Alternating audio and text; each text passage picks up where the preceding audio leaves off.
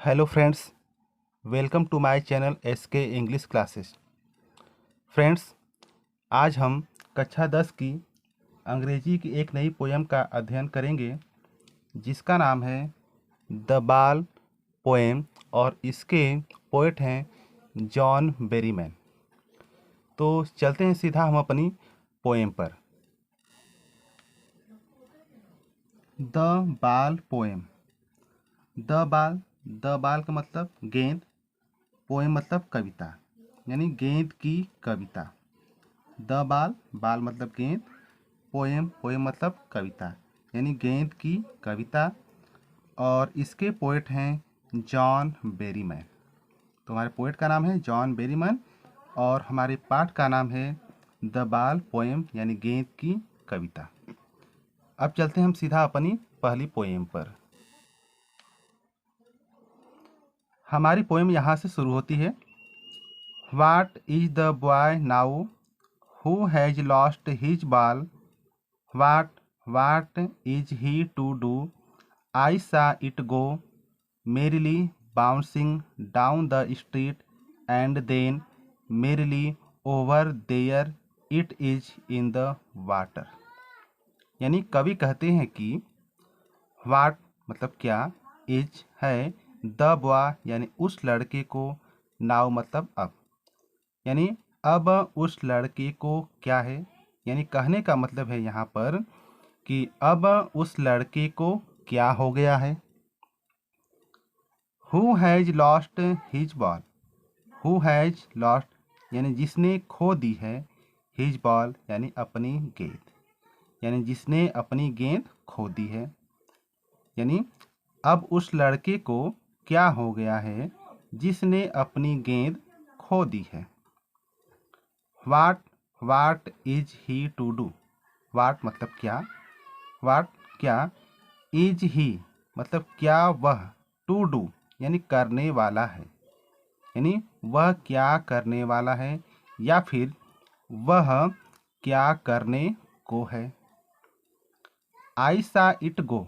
आई सा यानी मैंने देखा, इट इसे, गो मतलब जाते हुए, यानी यहाँ पर आई कवि के लिए लगा है और कवि बोल रहे हैं कि आई सा इट गो यानी मैंने इसे जाते हुए देखा।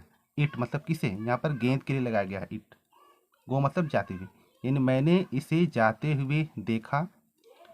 मेरिली प्रसन्नतापूर्वक, बाउंसिंग उछलते हुए, डाउन द स्ट्रीट, डाउन मतलब नीचे, द स्ट्रीट मतलब गली में, यानी कवि बता रहे हैं कि मैंने इसे प्रसन्नतापूर्वक नीचे गली में जाते हुए देखा। एंड देन और फिर, मेरिली ओवर और फिर, मेरिली यानी प्रसन्नतापूर्वक, ओवर यानी उछलते हुए, there it is in the water, there it is यानी इन द वाटर यानी पानी में, यानी और फिर प्रसन्नतापूर्वक उछलते हुए इसे पानी में जाते हुए देखा। तो हमको इसको एक ही साथ जोड़ करके हम इसको एक बार फिर से पढ़ लेते हैं कि I saw it go merrily bouncing down the street and then merrily over there it is in the water, यानी मैंने इसे प्रसन्नतापूर्वक उछलते हुए नीचे गली में और फिर प्रसन्नतापूर्वक उछलते हुए इसे पानी में जाते हुए देखा। तो ये रहा हमारी पहली पोएम का अर्थ। अब हम चलते हैं अपनी अगली स्टेंजा की तरफ। No use to say O there are other balls, an ultimate shaking grief fixes the boy as he stands rigid trembling staring down all his young days into the harbor where his ball went. No use, no use मतलब कोई लाभ नहीं है, to से यानी कहने का, यानी कहने का कोई लाभ नहीं है या फिर कहने से कोई फायदा नहीं है। ओ देयर आर अदर बाल्स, ओ अरे, देयर आर मतलब हैं, अदर बाल्स मतलब अन्य गेंदें, यानी यह कहने से कोई फायदा नहीं है कि दूसरी गेंदें भी हैं। An ultimate shaking grief fixes the boy. An ultimate यानी एक असीमित या फिर परेशान कर देने वाला, ग्रीफ यानी कष्ट ने, फिक्सेज यानी चिपका दिया है, द बॉय यानी लड़के को। यानी एक असीमित परेशान करने वाले दुख ने लड़के को फिक्सेज चिपका दिया है, यानी जड़वत खड़ा कर दिया है। फिक्सेज मतलब यहाँ पर चिपकाने से मतलब है जड़वत, यानी कि वह हिल डुल नहीं सकता। तो an ultimate shaking grief fixes the boy, यानी एक असीमित सेकिंग ग्रीफ यानी कष्ट ने फिक्सेज द बॉय यानी लड़के को चिपका दिया है या फिर लड़के को जड़वत कर दिया है। As he stands rigid trembling staring down. As यानी जब, ही स्टैंड यानी वह खड़ा होता है, रिजिड कठोरता से, ट्रेम्बलिंग कांपते हुए, स्टेरिंग डाउन यानी नीचे घूरते हुए, ऑल हिज यंग डेज यानी अपने बचपन के दिनों को याद करते हुए, इनटू द हार्बर यानी बंदरगाह पर। यानी जब वह कठोरता से कांपते हुए अपने बचपन के दिनों को याद करता हुआ उस बंदरगाह को घूरते हुए खड़ा होता है, वेयर यानी जहाँ, हिज बाल यानी उसकी गेंद, वेंट मतलब चली गई, यानी जहाँ पर उसकी बाल जो है चली गई। तो एक बार फिर से इसका थोड़ा सा रिवीजन करेंगे कि नो यूज टू से यानी कहने से कोई फ़ायदा नहीं है या फिर कहने से कोई लाभ नहीं है। O there are other balls की दूसरी गेंदें भी हैं। An ultimate shaking grief fixes the boy यानी एक असीमित या फिर एक गहरा दुख देने वाले कष्ट ने उस लड़के को जड़वत कर दिया है। As he stands rigid trembling staring down all his young days into the harbour where his ball went, यानी जब वह कठोरता से कांपते हुए अपने बचपन के दिनों को याद करता हुआ उस बंदरगाह पर को घूरते हुए जहाँ पर उसकी गेंद चली गई, स्टैंड यानी खड़ा हो जाता है। अब हम चलते हैं अपनी अगली पोएम की तरफ। I would not intrude on him a dime another ball is worthless now he senses first responsibility in a world of possessions people will take balls balls will be lost always little boy. I would not intrude, I मतलब मैं, would not, intrude on मतलब हस्तक्षेप करना या फिर दखल देना, him मतलब उसमें, यानी कवि यहाँ पर बता रहे हैं कि मैं उसमें दखल नहीं दूंगा। आई would not intrude on him यानी मैं उसमें दखल नहीं दूंगा। ए dime another ball is worthless, A dime मतलब एक सेंट, एनदर बाल यानी दूसरी गेंद, इज है वर्थलेस मतलब बेकार, यानी एक सेंट दूसरी गेंद बेकार है, यानी उस लड़के को एक सेंट देना या फिर दूसरी गेंद देना जो है बेकार है, क्योंकि उस लड़के की जो सारी भावनात्मक चीज़ें जो हैं उस गेंद से जुड़ी हुई हैं। तो किसी की भी भावना के आगे जो है कोई वस्तु देना या फिर अन्य कोई चीज़ देना ये बेकार होता है उस चीज़ की, उस व्यक्ति के लिए। तो वही चीज़ यहाँ पर कवि बता रहे हैं कि आई would not intrude on him यानी मैं उसमें हस्तक्षेप या फिर मैं उसमें दखल अंदाजी नहीं करूँगा या फिर नहीं दूंगा। ए dime another ball is worthless यानी एक सेंट या फिर दूसरी गेंद देना बेकार है। Now he senses first responsibility, now यानी अब, ही सेंसेस यानी वह समझता है या फिर वह अनुभव करता है, फर्स्ट रिस्पॉन्सिबिलिटी यानी पहली जिम्मेदारी, यानी अब वह पहली जिम्मेदारी को समझता है। In a world of possession, world of possession मतलब भौतिक संसार में, यानी अब वह भौतिक संसार में पहली जिम्मेदारी को सेंसेस यानी समझता है या फिर अनुभव करता है।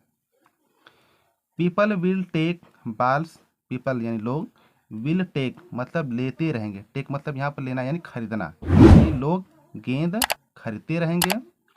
पीपल विल टेक बाल्स यानी लोग गेंद खरीदते रहेंगे।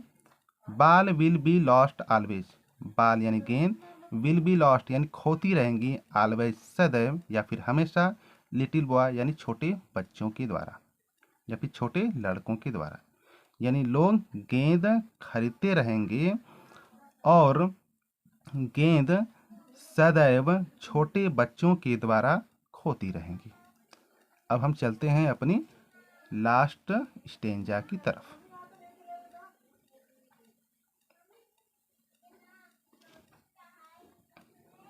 And no one buys a ball back, money is external, he is learning well behind his desperate eyes, the epistemology of loss, how to stand up, knowing what every man must one day know, and most know many days how to stand up।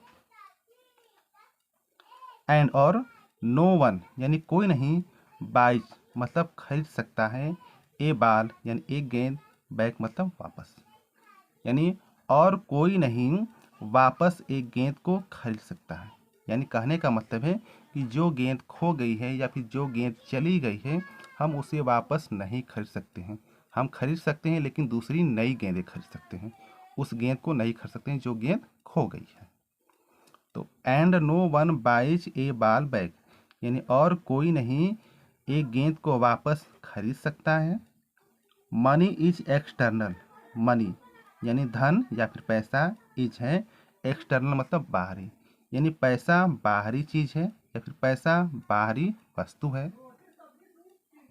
He is learning well behind his desperate eyes, he is learning यानी वह सीख रहा है, well behind, well मतलब अच्छी तरह से, behind मतलब पीछे, हिज डेस्परेट आइज यानी अपनी निराशाजनक आंखों से, यानी वह अपनी निराशाजनक आंखों के पीछे अच्छी तरह से सीख रहा है।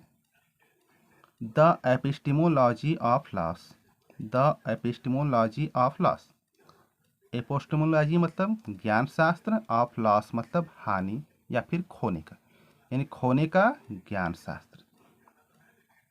How to stand up, how मतलब कैसे, टू स्टैंड अप मतलब सामना किया जाता है, यानी कैसे सामना किया जाता है या फिर कैसे खड़ा होया जाता है।